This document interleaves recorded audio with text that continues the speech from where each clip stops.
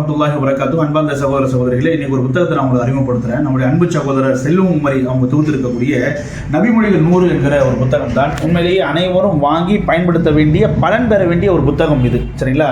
அதாவது இமாம்களுடைய காலத்தில் எல்லாம் அல் ஹாஃபிஸ் என்று சொல்லப்பட்டால் குரான் மற்றும் ஹதீஸ் இந்த இரண்டையும் மனனம் செய்தவர்களுக்கு தான் அல் ஹாஃபிஸ் என்றே சொல்லுவார்கள். உதாரணமாக இமாம் அஹ்மத் ரஹிமத்துல்லாஹி அலைஹி அவங்க தன்னுடைய ஹதீஸ் கிரந்தமான முஸ்னத் அஹ்மத் என்கிற கிதாபை தொகுத்தாங்க. கிட்டத்தட்ட 40,000 ஹதீஸ்களை அதில் இடம்பெற செய்தாங்க. இந்த 40,000 ஹதீஸ்களையும் அவங்க எப்படி தொகுத்தாங்க அப்படின்னா, மற்றவங்கள கேட்டு பிறர் சந்தித்து சேகரித்ததல்ல, அவங்க மனப்பாடம் செய்ததிலிருந்து என்ன பண்ணாங்க, அந்த 40,000 ஹதீஸ்களை அவங்க தொகுத்தாங்க. அப்படின்னா அப்போ நம்மளோட நிலைமை என்ன செய்யணும், நாம யோசிக்க வேண்டும்.